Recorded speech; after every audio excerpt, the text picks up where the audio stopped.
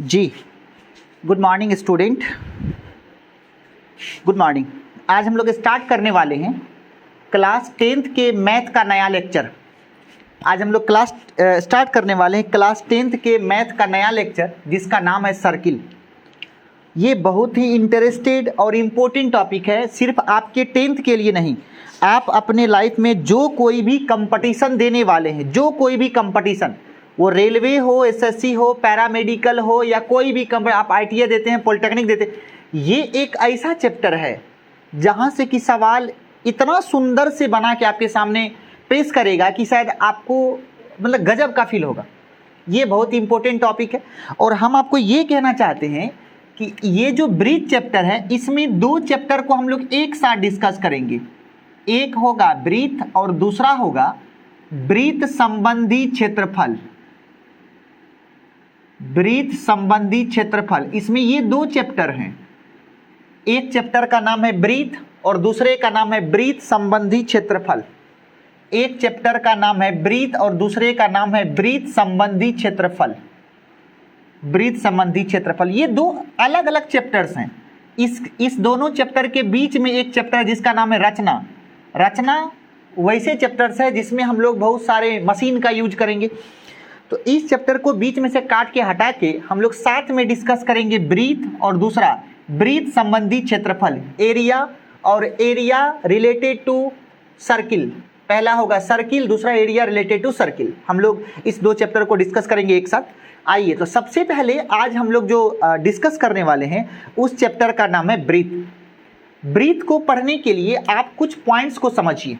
Breathe को पढ़ने के लिए आप कुछ पॉइंट्स को समझिए, जिसमें आज का सबसे पहला पॉइंट होगा, आपने सुना होगा ये सभी चीज बचपन से, कि एक बिंदु से अनंत रेखाएं गुजरती हैं। एक बिंदु से अनंत रेखाएं गुजरती है। एक बिंदु से अनंत रेखाएं गुजरती हैं, आपने पढ़ा है। ये एक बिंदु है, इससे ढेर सारी रेखाएं गुजरती हैं। इससे ढेर सारी रेखाएं गुजरती हैं। तब ये जो बिंदु है, इस बिंदु का नाम है, ये जो बिंदु है इसका नाम है कनकरेंट पॉइंट। Concurrent point. और ये जो लाइंस हैं, जितने सारे लाइंस पास किए हैं, उसका नाम है लाइंस या कनकरेंट लाइन। इसका नाम क्या है? Concurrent line. इसका नाम है कनकरेंट लाइंस। सबसे पहली बात, एक बिंदु से कितनी रेखाएं गुजरती हैं? तो जवाब है अनंत रेखाएं गुजरती हैं। अब सवाल उठेगा कि वो एक बिंदु से अनंत रेखाएं गुजरती हैं, वो रेखाएं कौन होंगी? तो उसका जवाब ये है कि वो रेखाएं, वो सभी रेखाएं होंगी जो उस बिंदु को संतुष्ट करेगा। उस बिंदु को संतुष्ट करेगा। जैसे आपके पास एक रेखा है 2x + 3y = 5, ऐसा दिया हुआ है। तो बताइए क्या ये रेखा एक एक से पास करेगा कि नहीं? तो क्या करेंगे, इस एक एक को इस लाइन में रखेंगे। अगर रखने पर LHS और RHS यदि बराबर आ जाएगा तब वो पास करेगा, अगर बराबर नहीं आएगा तो वो पास नहीं करेगा। अगला, अब दो बिंदु से एक और केवल एक रेखा गुजरती है। एक बिंदु से एक और केवल एक रेखा गुजरती है। क्या बोल रहा है? दो बिंदु से एक और केवल एक रेखा गुजरती है। अगर आपके पास दो बिंदु हैं तो उससे कितने रेखाएं गुजरती हैं? एक रेखा, एक और केवल एक। जैसे आपके पास दो बिंदु है, ये बिंदु है P और ये बिंदु है Q। तो अगर हम लोग P और Q को मिला देंगे तो इससे ये रेखा गुजरेगी। इसका नाम है रेखा PQ। इसका क्या नाम है? रेखा PQ। तो हमने क्या कहा, अगर दो बिंदु होगी तो उससे क्या होगा, कितनी रेखाएं गुजरती हैं? तो एक और केवल एक रेखाएं गुजरती हैं। और दूसरी बात, किसी रेखा पर अनंत बिंदु होता है। अनंत बिंदु होता है। क्या बोल रहे हैं? किसी रेखा पर कितने बिंदु होंगे? अनंत बिंदु होता है। आपसे सवाल ये पूछा जाएगा कि वो सभी बिंदुएं कौन कौन सी होती हैं? बोल रहा है कि एक किसी रेखा पर अनंत बिंदु होता है। अगर पूछ दिया जाए कि वो सभी बिंदु कौन कौन से होते हैं, तो आपको जवाब देना पड़ेगा कि वो सभी के सभी बिंदुएं होती हैं जो उस रेखा के समीकरण को सेटिस्फाई करेगा। उस रेखा के समीकरण को सेटिस्फाई करेगा। जैसे आपके पास एक रेखा है x + y = 6। अब इस रेखा को जितने दुनिया के वैसे सभी बिंदु जो इसको सेटिस्फाई करेगा वो इस रेखा पर मौजूद होगा। आप ये बात समझिए। तो इसका मतलब है जैसे 0,5 इसमें रख के देखिए क्या बराबर हो रहा है, नहीं हो रहा है। इसका मतलब ये बिंदु इस रेखा पर नहीं होगा। जैसे 1,5 रख के देखिए 1 जोड़ 5 6 बराबर 6, ये होगा, ये नहीं होगा। जैसे 2,3 चेक करके देखिए 2 3 5, नहीं ये भी नहीं होगा। 2,4 चेक करके देखिए 4 2 6, हाँ ये होगा। तो वैसे बिंदु उस रेखा पर होंगे जो इस लाइंस के इक्वेशन को सेटिस्फाई कर रहा होगा। यहां तक ओके। नेक्स्ट हम लोग चलते हैं आगे। आप बोला कि अब सुनेंगे, अब एक हम लोग डिस्कस करेंगे संरेख बिंदु, संरेख बिंदु डिस्कस करेंगे संरेख बिंदु। बोला वैसे सभी बिंदु, मान ले P Q R S, ये P है, ये Q है, ये R है, ये S, ये सभी के सभी संरेख तब माने जाएंगे जब ये सभी के सभी एक रेखा पर पाया जाएगा। तो लिखता है कि यदि बहुत सारे वैसे बिंदु जो एक रेखा पर मौजूद हों, वैसे सभी के सभी बिंदु जो एक रेखा पर मौजूद होगा, वैसे सभी के सभी बिंदु जो एक रेखा पर मौजूद होगा उसे हम लोग संरेख बिंदु कहते हैं। क्या बोल रहा है? वैसे सभी बिंदु जो एक रेखा पर मौजूद होगा उसे संरेख बिंदु कहेंगे। ये क्या हो गया? संरेख बिंदु हो गया। अगला देखेंगे असंरेख बिंदु, असंरेख बिंदु इसको बोलते हैं नॉन कोलिनियर पॉइंट्स। ये हैं कोलिनियर पॉइंट्स, ये हैं नॉन कोलिनियर पॉइंट्स। क्या होगा? जैसे देखिए P Q R, ये तीनों एक लाइन पे है, लेकिन P है, Q है, R है, यहाँ पे S है, यहाँ पे T है। देखिए क्या ये दोनों इस लाइन पे है? नहीं। तो ये सभी, ये P Q R S T, ये सभी नॉन कोलिनियर पॉइंट्स हैं। मतलब वैसे सभी के सभी पॉइंट्स जो एक लाइंस पर ना हो। यदि सभी के सभी पॉइंट्स एक लाइन पर नहीं पाया जाएगा तो उसको क्या कहेंगे? Non collinear point. लेकिन एक बात, PQ कोलिनियर है, PQR कोलिनियर है, लेकिन PQS कोलिनियर नहीं है, PQSR कोलिनियर नहीं है। इसका मतलब क्या है कि ये सभी, जैसे PQR पूछा तो तीनों को लाइन पे होना पड़ेगा, PQRS पूछा तो चारों को लाइन पे होना पड़ेगा। गौर करिए तो PQRS चारों लाइन पे है? नहीं है। तो ये चारों कोलिनियर नहीं होगा। चारों को कोलिनियर होने के लिए चारों को होना पड़ेगा एक लाइन पर। जैसे PQT, देखिए PQ एक लाइन पे है लेकिन T नहीं है, तो क्या वो कोलिनियर होगा? तो एकदम नहीं होगा। कंप्लीट। अब अगला स्टार समझिए। ये हम आपको समझा रहे थे कि असंरेख बिंदु किसको कहते हैं। बहुत इंपॉर्टेंट है हम लोग के लिए सर, बहुत इंपॉर्टेंट है। अगला हम लोग जानेंगे वक्र के बारे में। वक्र को बोलते हैं कर्व। इस कर्व को समझिए। बोला कि दुनिया के किसी भी कर्व को, दुनिया के किसी भी कर्व को बनाने के लिए आपको कम से कम 3 बिंदु चाहिए। फिर समझिए, दुनिया के किसी भी कर्व को बनाने के लिए आपको कम से कम 3 असंरेख बिंदु चाहिए। लिखता है दुनिया के किसी वक्र को, वक्र मतलब कर्व को बनाने के लिए क्या बोले? कम से कम, क्या बोल रहे हैं? कम से कम कितने बिंदु चाहिए? 3 असंरेख बिंदु चाहिए डियर, 3 असंरेख बिंदु चाहिए। इस बात को समझिए, बिंदु चाहिए। क्या बोल रहे हैं? क्या बोल रहे हैं कि दुनिया के किसी कर्व को बनाने के लिए कम से कम 3 असंरेख बिंदु चाहिए। इस बात को जोर से धरिए, बहुत इंपॉर्टेंट लाइन है।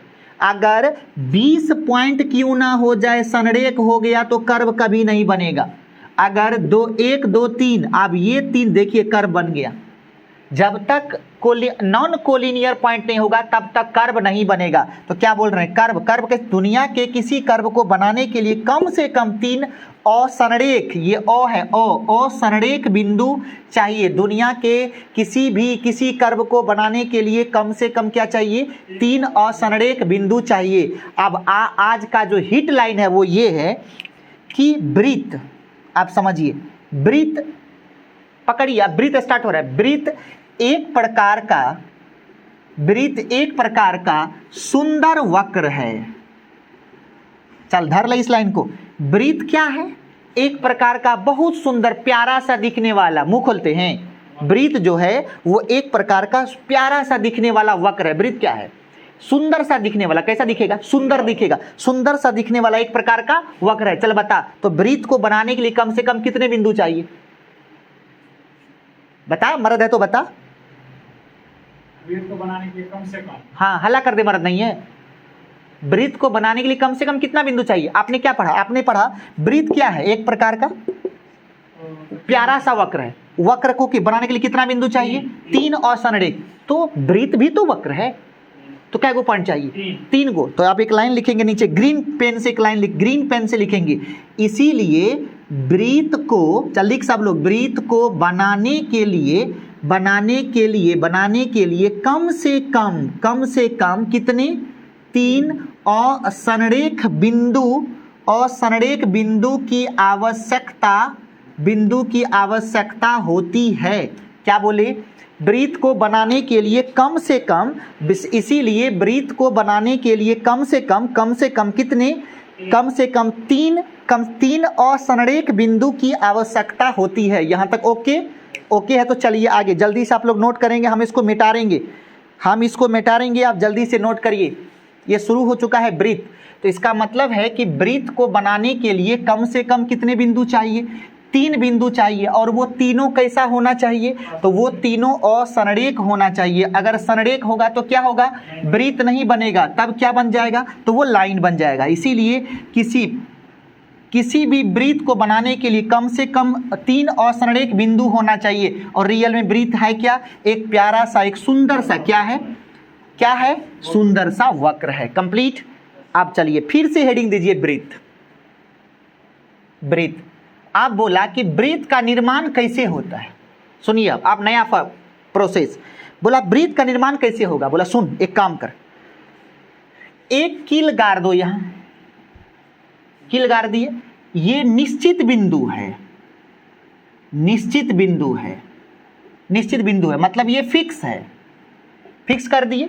अब यहां से कुछ दूरी पर मान लेते हैं ये पूरा स्केल भर, यहाँ से ये पूरा स्केल यहाँ तक है, स्केल भर के ढेर सारे बिंदु यहाँ दर्शा देंगे, ढेर सारा बिंदु दर्शा दी।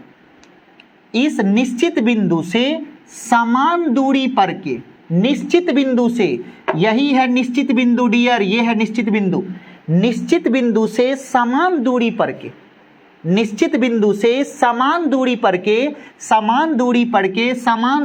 के सभी बिंदुओं को मिलाने पर, समान दूरी पर के सभी बिंदुओं को मिलाने पर, गौर करिए, समान दूरी पर के सभी बिंदुओं को मिलाने पर एक रचना प्राप्त होती है। समान दूरी पर के सभी बिंदुओं को मिलाने पर क्या होती है? एक रचना प्राप्त होती है, और उसी रचना का नाम क्या है? वृत्त है। देखिए क्या बोला, किसी निश्चित बिंदु से, लिखिए फटाफट सब लोग, किसी निश्चित बिंदु से समान दूरी पर के सभी बिंदु को मिलाने पर प्राप्त ज्यामितीय, क्या बोलेंगे?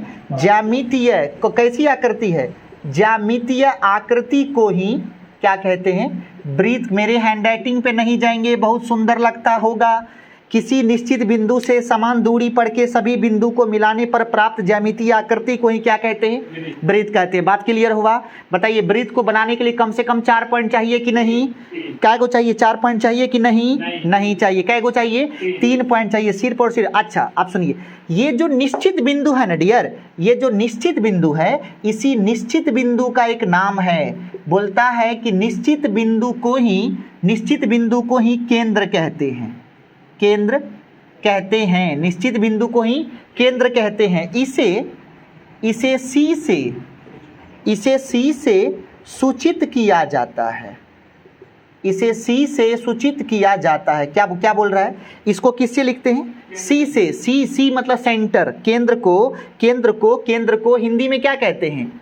ये केंद्र है, केंद्र का हिंदी क्या होता है? सेंटर है। सेंटर का पहला लेटर क्या है? सी, इसीलिए केंद्र को किससे लिखेंगे? सी से लिखेंगे। ओके कि नहीं? देखेंगे। अब ये जो ज्यामिति है, ये रचना है, ये इसको बोलते हैं परिधि। इसका क्या नाम है? परिधि। इसको बोलेंगे परिधि। ये आपका हो गया परिधि। अब केंद्र से परिधि के दूरी को त्रिज्या कहते हैं। क्या बोला? केंद्र से कहां तक? परिधि की दूरी को क्या कहते हैं? त्रिज्या कहते हैं। इसको त्रिज्या कहते हैं, और इसे आर से सूचित करते हैं। आर से सूचित किया जाता है। ठीक है, आर मतलब रेडियस। आर का पूरा नाम क्या है? रेडियस का पहला अक्षर क्या है? और आर से किसको लिखते हैं? त्रिज्या को। ये बात समझिए। सबसे पहले 3-4 को पॉइंट बताए। केंद्र कौन होता है? त्रिज्या किसे कहते हैं? परिधि कौन होता है? यहां तक हम लोग समझ गए? समझ गए। सबसे पहले हमने समझाया केंद्र कहाँ है, हमने समझाया परिधि कहाँ है, हमने समझाया त्रिज्या किसे कहते हैं। ओके, आप समझिए। अगर हम परिधि त्रिज्या को आर पार मिला देते हैं, ये वाला, ये भी आर, ये भी आर, तो इसको व्यास कहते हैं। त्रिज्या यहां से यहां तक, फिर यहां से यहां तक, ये जो टोटल त्रिज्या हो गया, इसको क्या कहते हैं? व्यास कहते हैं। तो व्यास बराबर क्या होगा? व्यास को डी से लिखते हैं और डी का पूरा नाम होता है डायामीटर। डायामीटर का हिंदी क्या होता है? त्रिज्या। व्यास बराबर होता है 2 गुना त्रिज्या। व्यास बराबर क्या हो गया? 2 गुना त्रिज्या। त्रिज्या किससे लिखने सिखाए? आर से। तो बताइए डी बराबर क्या होगा? 2r। डी कौन सी है बोल? तो डी हो गया व्यास, व्यास। आर कौन सी हो गया? त्रिज्या। डी कौन सी हो गया? व्यास। और आर कौन सी हो गया? त्रिज्या। डी कौन चीज है? व्यास। आर कौन चीज है? त्रिज्या। डी कौन चीज है? डी कौन चीज है? व्यास है कि डायमीटर है? दोनों है, मतलब व्यास है। और आर कौन सी है? रेडियस है कि त्रिज्या है? दोनों है। ओके, अब यहां से एक बहुत झकास क्वेश्चन यहां से बनता है। सो रहा है क्या? ओके, तो यहां से दो ऑब्जेक्टिव बनता है। यहां देखिए, बोलेगा D is to R, बताओ तो इसका आंसर। व्यास और त्रिज्या का अनुपात क्या होगा? व्यास अनुपात का मतलब क्या हो गया? बट्टा। तो D/R जब कर लेंगे इधर 2 बचेगा, 2/1 मतलब 2:1। आप पूछेगा कि त्रिज्या और व्यास का अनुपात क्या होता है? त्रिज्या R है, त्रिज्या D है व्यास। त्रिज्या और व्यास का अनुपात क्या होता है? तो 1/1:2। व्यास और त्रिज्या का अनुपात क्या होगा? 2:1। और त्रिज्या और व्यास का अनुपात क्या होता है? 1:2। यहां तक कंप्लीट। आप समझिए। अब एक रिलेशन समझिए। बोलता है कि वृत्त का परिधि किसे कहते हैं? वृत्त जिस बाउंड्री के द्वारा घिरा होता है, वृत्त का परिधि। वृत्त का जो बाउंड्री है उसी को क्या कहेंगे? वृत्त का परिधि। लिखेंगे कि वृत्त के बाउंड्री को वृत्त का क्या कहते हैं? परिधि कहते हैं। बाउंड्री को, जैसे किसी भी चीज का बाउंड्री है वो उसका परिधि है। किसी का, आपके घर का बाउंड्री घर का परिधि, आपके रूम का बाउंड्री रूम का परिधि, आपके फोन का बाउंड्री फोन का परिधि, त्रिभुज का बाउंड्री त्रिभुज का परिधि, आयत का बाउंड्री आयत का परिधि, वृत्त का बाउंड्री वृत्त का परिधि। ओके, तो इसका मतलब जो इसका पूरा बाउंड्री है उसी को क्या कहेंगे? इसका परिधि। देखेंगे सर, परिधि का अंग्रेजी होता है सरकमफरेंस। क्या होता है? सरकमफरेंस या पेरीमीटर। सरकमफरेंस कहिए या पेरीमीटर कहिए। और परिधि को हम लोग सूचित करेंगे सी से। किसे करेंगे? सी से। परिधि को सूचित किससे करिएगा? सी से सूचित करेंगे। परिधि को सूचित किससे कर रहे हैं आप? सी से। आप देखिए, बोला दुनिया के किसी भी वृत्त का, ये बात दिमाग में डालिए, आराम से हम बोलते हैं। दुनिया के किसी भी वृत्त का, जैसे ये एक वृत्त है, ये वृत्त है, दिख रहे हैं इधर से? हाँ, ये वृत्त है। इस वृत्त को नीचे से हाथ दीजिए और ऊपर से हाथ दीजिए, उसको पुचका दीजिए, तो जो वृत्त पहले ऐसे था वो ऐसा बन जाएगा। ये बन गया उसका व्यास। बोल रहा है किसी भी परिधि, किसी भी वृत्त की परिधि और उसके व्यास का अनुपात हमेशा नियत होता है। सुनिए इस बात को। जैसे सुनते हैं, ऐसा हम सुने हैं कि हर एक आदमी अपने हाथ से खुद का लंबाई 3.5 हाथ होता है। अपने, मेरे हाथ से थोड़ी, अपने हाथ से आप 3.5 हाथ होते हैं। उसी प्रकार दुनिया का कोई भी वृत्त हो, उन सभी के परिधि और उसके व्यास का अनुपात हमेशा नियत होता है और उसका मान होता है पाई के बराबर। कितना होगा? पाई के बराबर। समझिए, लिखता है, मैथ लिखता है कि दुनिया के किसी वृत्त की परिधि तथा व्यास का अनुपात सदैव नियत होता है। सदैव नियत होता है। क्या बोल रहा है? दुनिया के किसी वृत्त की परिधि तथा व्यास का अनुपात सदैव नियत होता है और वह पाई को पहचानते कि नहीं पहचानते? पहचानते। तो और वह पाई के बराबर होता है, पाई के बराबर होता है। इसका मतलब लिख दे डियर, परिधि बटा व्यास बराबर पाई। बोलता हम परिधि को बोल किससे लिखवाए हैं? सी से। व्यास को किससे लिखवाए हैं? डी से। इसका मतलब हो गया अगर तू हाँ कर तो लिख सकते हैं सी अब बटा डी बराबर पाई। गजब का रिलेशन है सर, गजब का रिलेशन है। क्या लिख दिया? सी कौन सी है बोल तो? सी परिधि हो गया, डी कौन सी हो गया? व्यास हो गया। आप समझना सी बराबर क्या लिखेगा? Pi into D. बोल तो सी कौन सी है? सी हो गया आप लोगों का कि हम लोगों का भी परिधि है। परिधि बराबर क्या हो गया? पाई गुना डी कौन सी है बोल? व्यास है। एक फॉर्मूला ये बना। अच्छा बोल तो परिधि बराबर, परिधि का मतलब सी ना, सी बराबर पाई। अब व्यास बराबर क्या पढ़ा है? 2r। तो इसके जगह पे लिख दें 2r। इसी को अगर सजा के लिखेंगे तो आपको एक फॉर्मूला याद रखना पड़ेगा कि परिधि कितना हो गया? 2 पाई r।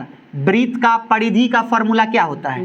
2 पाई r। वृत्त का जो परिधि है उसका फॉर्मूला क्या होता है? वृत्त की परिधि का फॉर्मूला क्या हो जाएगा? 2 पाई r। वृत्त की परिधि का फॉर्मूला क्या हो गया? 2 पाई r। जहां पे r कौन सी है? त्रिज्या। इसका मतलब c बराबर कितना हो गया? 2 पाई r। चलिए अब आपसे पूछेगा, समझिए यहाँ परिधि और त्रिज्या का अनुपात क्या होगा? इसका मतलब परिधि के नीचे में त्रिज्या लाएंगे तो बचेगा 2 पाई इज टू 1। अगर पूछ दिया जाए कि त्रिज्या अनुपात परिधि, बोलिए क्या होगा? उल्टा देंगे 1:2 पाई। जल्दी कर। अच्छा बताइए परिधि और व्यास का अनुपात क्या होगा? परिधि और व्यास का अनुपात क्या होगा? परिधि अभी क्या पढ़ाए हैं? अभी पढ़ाए हैं सी बराबर, यहाँ गौर करिएगा सब लोग, सी बराबर पाई डी। तो सी बाई डी बराबर हो जाएगा पाई। मतलब परिधि और व्यास का अनुपात पाई होता है। तो ये हो जाएगा पाई इज टू 1। परिधि और व्यास का अनुपात, परिधि और व्यास का अनुपात कितना होगा? पाई इज टू 1 होगा। अब बताइए व्यास और परिधि का अनुपात क्या होगा? व्यास और परिधि का अनुपात क्या होगा? ये होगा 1:पाई। बताइए व्यास और परिधि का अनुपात क्या होगा? ये क्या बनेगा? 1:पाई। एकदम एक पर एक इंपॉर्टेंट ऑब्जेक्टिव, एक पर एक इंपॉर्टेंट ऑब्जेक्टिव। बताइए जल्दी से इसको नोट करेंगे आप, क्विकली नोट करिए, हम मिटाएंगे इसको। तो आज के कहानी में 2-3 फॉर्मूला आपको पढ़ाए। एक है व्यास बराबर 2 गुना त्रिज्या, फिर यहाँ पे 2 ऑब्जेक्टिव है। परिधि को सी से लिखेंगे। परिधि किसे कहते हैं? परिधि में परिधि और व्यास का अनुपात हमेशा नियत होता है, तो बहुत इंपॉर्टेंट क्वेश्चन है। उसके बाद सी बाई डी बराबर पाई, सी बराबर पाई, मतलब परिधि बराबर पाई गुना व्यास। परिधि बराबर व्यास के जगह पे डी बराबर क्या पड़े? 2r। तो यहाँ लिख देंगे 2r। इसको 2 को पहले, फिर पाई को, फिर r को लिख दिए, कोई दिक्कत नहीं। तो परिधि बराबर क्या हो गया? 2 पाई r। तो और सी बराबर, परिधि को सी से लिखते हैं ना, तो सी बराबर क्या बन जाएगा? 2 पाई r। और नीचे में ये 4-5 आपके बहुत ही फेवरेट ऑब्जेक्टिव्स हैं। यहाँ तक ओके? चलिए आगे बढ़। अब हम लोग डिस्कस करेंगे, जल्दी से नोट करिए। आप सबको हम 1 मिनट का समय देते हैं, जल्दी से क्विक नोट करेंगे। आप सभी क्विकली नोट करेंगे, एकदम क्विकली नोट करेंगे। Okay okay okay. अच्छा चलिए तो आप जरा समझते हैं। अब हम 1-2 को सवाल देंगे, आप उसे फटाफट करेंगे। तो जितने सारे ऑब्जेक्टिव्स लिखे हैं उसको जल्दी आप नोट करिए। आज का पहला सवाल, यदि वृत्त की त्रिज्या 7 मीटर हो तो व्यास और परिधि ज्ञात करें। व्यास और परिधि ज्ञात करें। चलिए बनाइए सवाल। तो सबसे पहली बात बनाइए सवाल। सब लोग खटाखट सवाल बनाइए। जल्दी से सवाल बनाइए। कितना आ गया? व्यास, त्रिज्या शायद दिया हुआ है ना, त्रिज्या कितना दिया? 7 मीटर त्रिज्या दिया हुआ है। 7। त्रिज्या को किससे लिखते हैं आप? डी से क्या आर से? आर से। अब व्यास को किससे लिखते हैं? डी से। अब परिधि किससे लिखते हैं? सी से। इसका मतलब व्यास बराबर क्या है फॉर्मूला? 2 गुना त्रिज्या, तो त्रिज्या कितना है 7 मीटर, तो ये कितना हो गया 7 गुना 14 मीटर। अब परिधि, परिधि का फॉर्मूला क्या सिखाएं, क्या पढ़ाए हैं 2, पाई का मान कितना होता है 22/7। पाई का मान को याद रखेंगे, या तो 22/7 या तो 3.114। आवश्यकता के हिसाब से लेंगे, त्रिकोणमिति में पाई का मान 180 डिग्री, तो ये आर कितना हो गया 7, तो 7 कट गया, 22 दूना 44 मीटर। नहीं समझे होंगे, तो इस तरीके का सवाल आपके सामने पूछा जाएगा, पूछा आपसे जाएगा। एक वृत्त का क्षेत्रफल याद करवाते हैं, वृत्त का क्षेत्रफल एरिया, एरिया ये होता है पाई आर स्क्वायर। समझिए इस फॉर्मूला को, ये फॉर्मूला प्रूफ करेंगे, थोड़ी देर में प्रूफ करेंगे, लेकिन अभी हम करवाना चाहते हैं। क्या हो गया फॉर्मूला पाई आर स्क्वायर। अब समझिए वृत्त का, फिर से वही फॉर्मूला को आगे बढ़ाते हैं। पाई आर के जगह पे, ये तो त्रिज्या के रूप में फॉर्मूला है, आर के जगह पे व्यास के रूप में कितना लिखेंगे, आपको क्या पढ़ाएं d बराबर 2r, तो r बराबर d/2 लिख सकते हैं कि नहीं। तो यहाँ पे r के जगह पे d/2 लिख के स्क्वायर मार, बोल कितना आया पाई d²/4। चलिए सर, ये भी वृत्त का ये क्षेत्रफल है और ये भी वृत्त का क्षेत्रफल है, तो वृत्त का क्षेत्रफल का फॉर्मूला क्या हो गया, या तो पाई आर स्क्वायर कोई बोले, या तो पाई d²/4 बोले, कोई दिक्कत नहीं है, कोई पाई आर स्क्वायर बोले या पाई d²/4 बोले।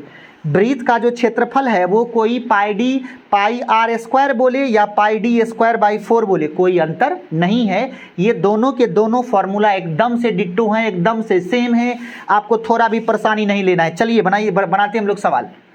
आप बोला कि यदि वृत्त का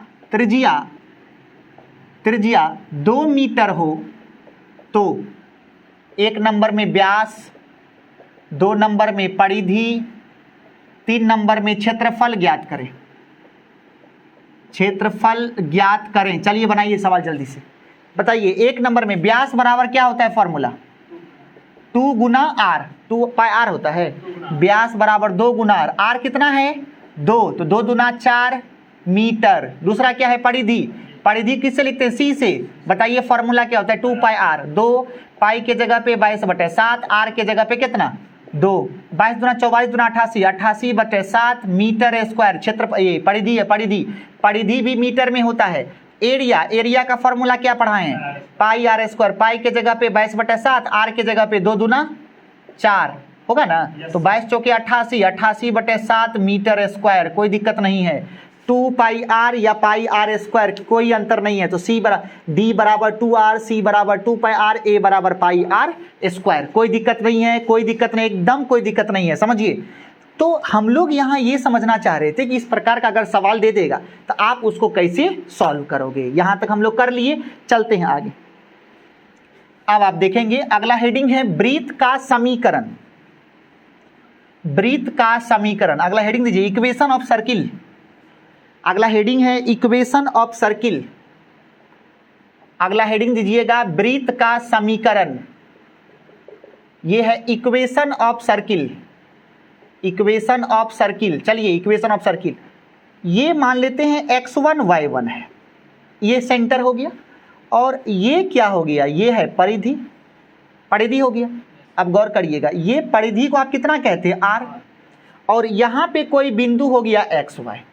आप बताइए 2 पॉइंट है, एक पॉइंट P है और एक पॉइंट Q है, दोनों के बीच का दूरी कितना है r। तो दूरी का सूत्र आपने क्या पढ़ा था, दूरी का सूत्र आपने क्या पढ़ा था, आपने पढ़ा था √x2 - x1 का whole square plus y2 - y1 का होल स्क्वायर। याद है किसी को? आपने निर्देशांक ज्यामिति पढ़ा कि नहीं पढ़ा? नहीं पढ़ा, कोई नहीं पढ़ा, सब चट्टा है, कोई नहीं पढ़ा।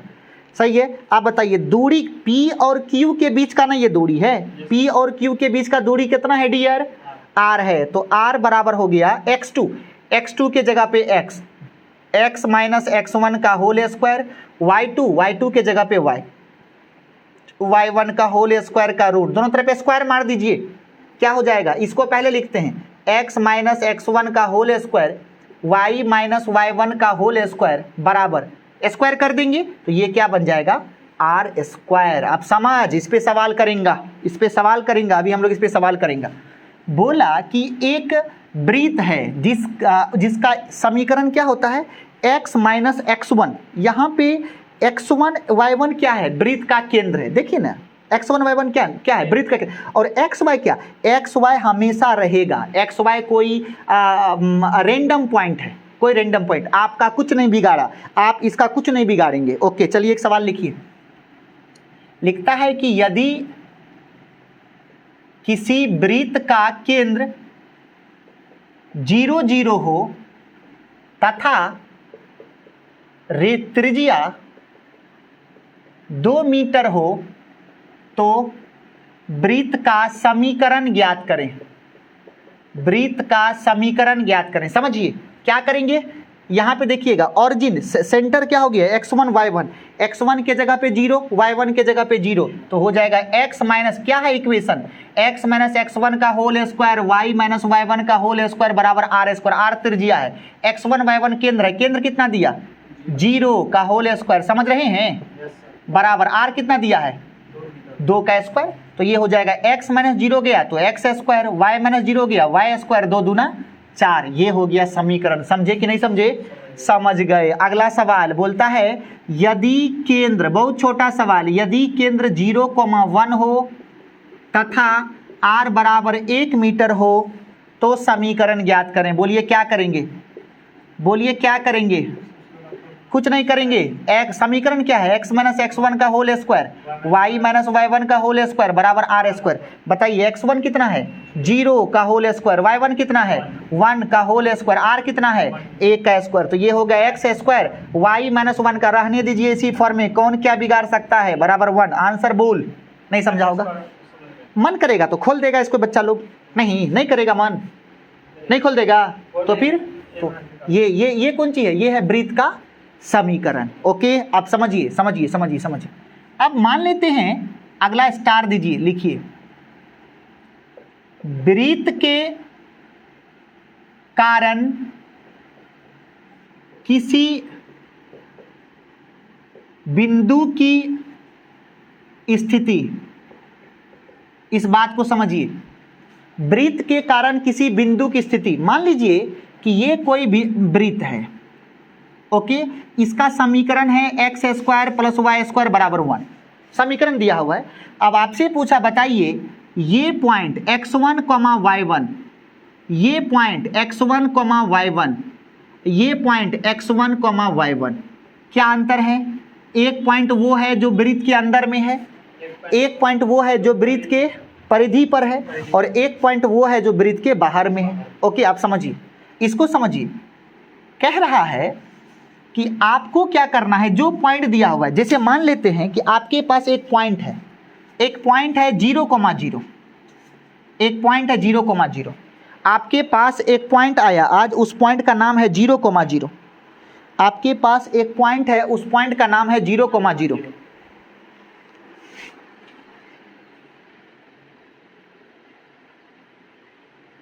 गौर करेंगे, आपके पास एक पॉइंट है और उस पॉइंट का नाम है 0,0। कुछ नहीं करना है, आपके पास जो ये पॉइंट है 0,0, इस पॉइंट को इस समीकरण में रखना है, इस पॉइंट को इस समीकरण में रखना है, इस समीकरण में रखना है।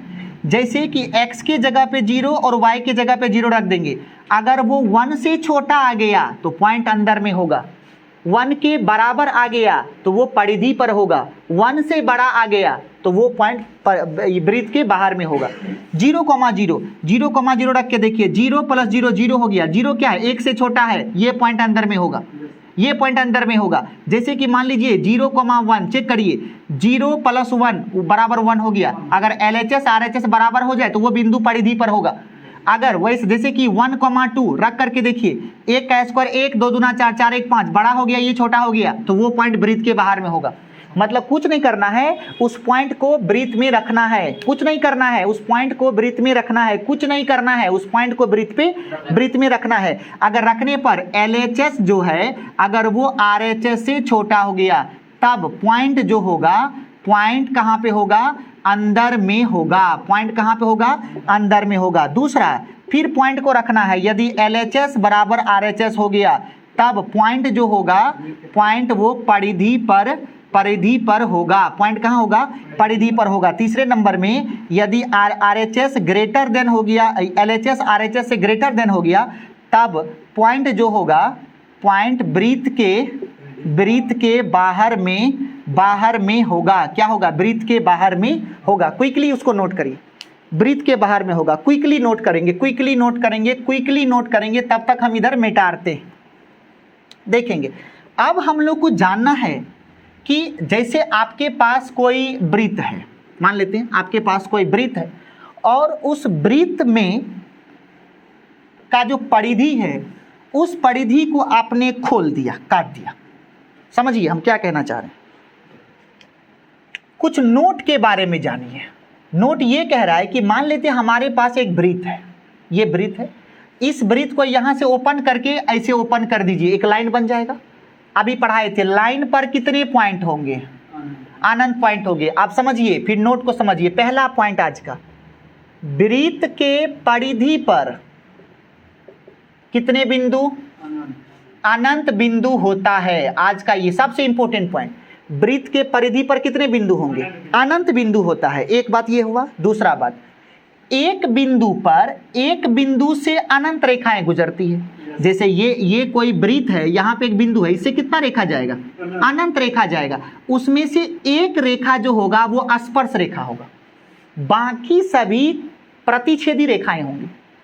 तो एक बिंदु पर, समझिए यहां लिखता है कि जैसे ये बिंदु है, इस पर ये स्पर्श रेखा होगा, ये बिंदु है, ये स्पर्श रेखा होगा, ये बिंदु है, ये स्पर्श रेखा होगा, ये बिंदु है, ये स्पर्श रेखा होगा। ओके, तो यहां पे हम लोग क्या समझे कि ब्रीथ के परिधि पर के एक बिंदु पर एक स्पर्श रेखा होगी। ये बात समझिए, परिधि के एक बिंदु पर एक स्पर्श रेखा होगा, लेकिन परिधि पर कितना बिंदु है? अनंत बिंदु है। इसीलिए ब्रीथ के अनंत स्पर्श रेखाएं होंगी। ब्रीथ की कितनी स्पर्श रेखा होगी? अनंत स्पर्श रेखा होंगी। लेकिन एक बिंदु पर कितने? एक स्पर्श रेखा। एक बिंदु पर एक स्पर्श रेखा होगा, लेकिन अनंत बिंदु पर अनंत। यदि पूछा जाए कि ब्रीथ के एक बिंदु पर कितनी स्पर्श रेखा? एक। अब ब्रीथ पर कितनी स्पर्श रेखा? अनंत स्पर्श रेखा। कंप्लीट। तीसरा पॉइंट समझिए, तीसरा नहीं चौथा समझिए। जैसे ये आपका स्पर्श रेखा है, ये केंद्र है और ये त्रिज्या है। त्रिज्या हमेशा स्पर्श रेखा पर लंब होता है। त्रिज्या हमेशा स्पर्श रेखा पर लंब होता है। क्या लिख रहा है? लिखता है कि त्रिज्या हमेशा कौन चीज? स्पर्श रेखा पर लंब होता है। क्या बोल रहे हैं? त्रिज्या हमेशा कौन सी होगा? स्पर्श रेखा पर लंब होता है। एकदम लाइन को, हर एक लाइन को समझिए। मेरा क्या पढ़ा है? त्रिज्या हमेशा स्पर्श रेखा पर लंब होता है। समझिए, जैसे ये आपका ब्रीथ है और ये स्पर्श बिंदु है, ये परिधि है, ये स्पर्श रेखा है। जहां स्पर्श रेखा परिधि को स्पर्श करती है उसे स्पर्श बिंदु कहते हैं। क्या बोलेंगे उसको? स्पर्श बिंदु कहते हैं। तो लिखेंगे कि जिस बिंदु पर स्पर्श रेखा परिधि को स्पर्श करती है उसे क्या कहते हैं? स्पर्श बिंदु कहते हैं। उसे क्या कहेंगे? स्पर्श बिंदु कहते हैं। उसको आपने क्या बोला? स्पर्श बिंदु कहते हैं। तो नोट में हम लोग अभी 5 पॉइंट को पढ़े। यहां तक पढ़ने के बाद लेक्चर लंबा हो जाएगा, आपका मन थोड़ा सा परेशान ना हो जाए, इसीलिए इस लेक्चर को यहीं पे आज रोकने की हम कोशिश कर रहे हैं। आप यहां तक के लिए कौन चैप्टर चलेगा एनसीईआरटी का? 10 पॉइंट ना, तो शायद 10 पॉइंट होगा। अगर बाय द वे एक्सरसाइज 10 होगा तो आपको कौन सा है? 10। तो आज आप एक्सरसाइज 10.1 जल्दी से बैठिए और जल्दी बनाइए, बना करके और तुरंत हमसे कुछ देर के बाद मिलेंगे। ओके, और हम ये चाहते हैं कि आप सभी के सभी जम के मेहनत करिए। जो भी 10th वाले लोग हैं सबके लिए बहुत जल्द लाइव क्लास स्टार्ट होने वाला है। जितने सारे बच्चे लाइव क्लास में ज्वाइन करना चाहते हैं सभी अपना नाम, अपना पता और अपना फ़ोन नंबर मेरे व्हाट्सअप नंबर पे सेंड करेंगे, ताकि हम आपको ग्रुप में जोड़ सकें और आपको आसानी से लाइव क्लास पढ़ा सकें, जो मंडे से स्टार्ट होने वाला है शाम के 6 बजे से 7 बजे। Okay, thank you so much.